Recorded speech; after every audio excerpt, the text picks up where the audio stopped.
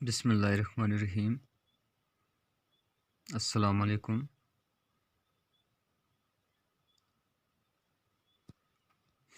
Dear students, hope you are in a good and happy mood.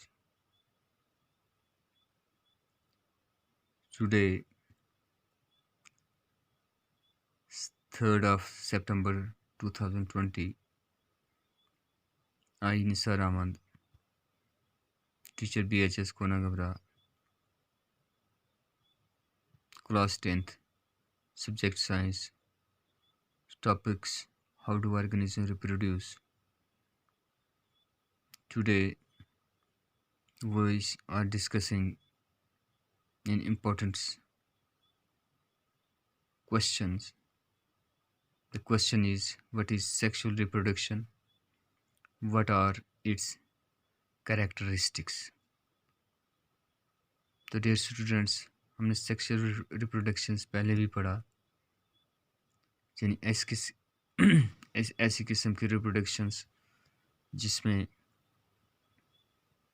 दो sex organism का होना ज़रूरी है, यानी मेल और फीमेल का होना ज़रूरी हो, उस किस्म की रिप्रोडक्शंस को सेक्सुअल रिप्रोडक्शंस कहते हैं।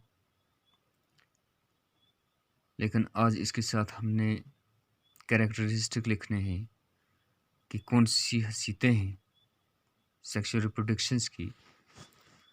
तो सेक्सुअल रिप्रोडक्शन जो होता है ये इन्वॉल्व करता है, sexual reproduction involves the formations of zygote or embryo. Sexual reproductions involves formations of zygotes or embryo to facilitate transfers of genetic information from both parents and developments of embryo in a developed offsprings. Sexual reproductions involves the formations of zygotes, यानी जिस वक्त sexual reproductions होती है, two gametes, one from male and other from females, when they come together are fused with each other is with the help of fertilization is called zygote. जिस वक्त mails का sperms females के egg के साथ मिलता है और वहाँ उस संबल को फर्टिलाइजेशंस कहते हैं, और क्या बनता है, ज़ाइगोट बनता है या एम्ब्रियो बनता है। और यही एम्ब्रियो जो है ये फैसिलिटेट करता है ट्रांसफर्स ऑफ जेनेटिक इन्फॉर्मेशंस होते हैं इसमें, किसके, फ्रॉम बोथ पेरेंट्स, यानी फादर का भी और माँ का भी। उसमें इसके कैरेक्टरिस्टिक्स होते हैं, उसके जीन्स होते हैं, और developments of embryo in A developed offspring. और यही एम्ब्रियो जो होता है जब इसमें डेवलपमेंट होता है तो उससे क्या बन जाता है, उसका ऑफस्प्रिंग्स बन जाता है। तो ये है क्या, sexual reproduction.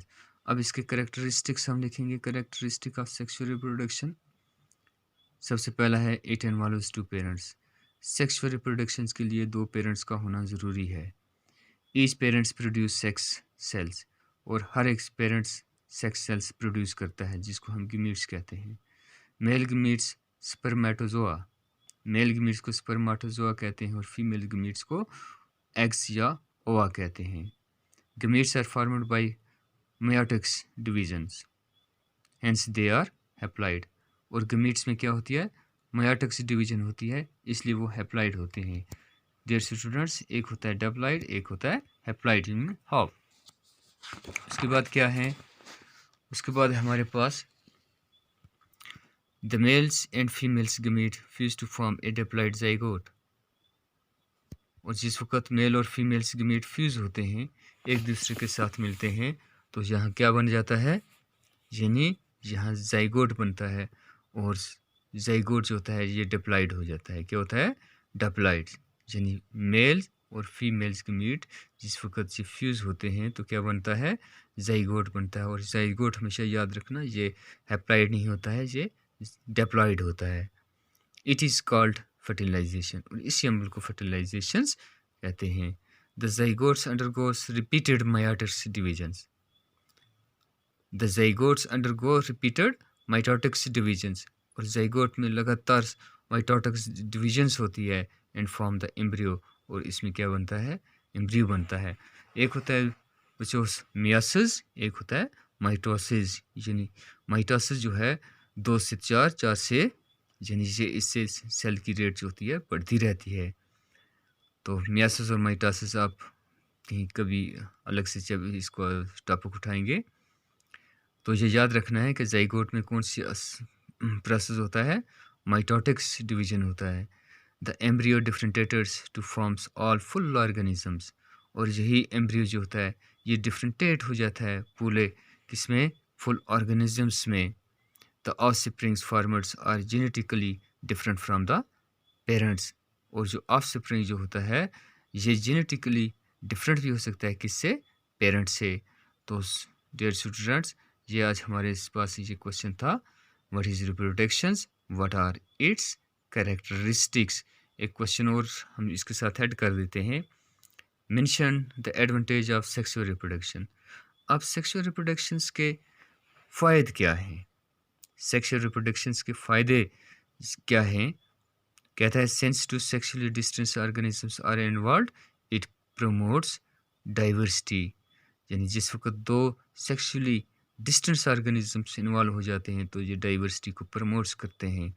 They are increase chances of new combinations of characters which leads to variations, यानी they are there are increased chances of new combinations of characters which leads to variations, यानी यहाँ चांस होता है कि इसका combination of character का और जिससे क्या बनती है, variations, which leads to variations, accumulations of variations over a period result in origins of species, accumulations of variations over a period result in origins of species।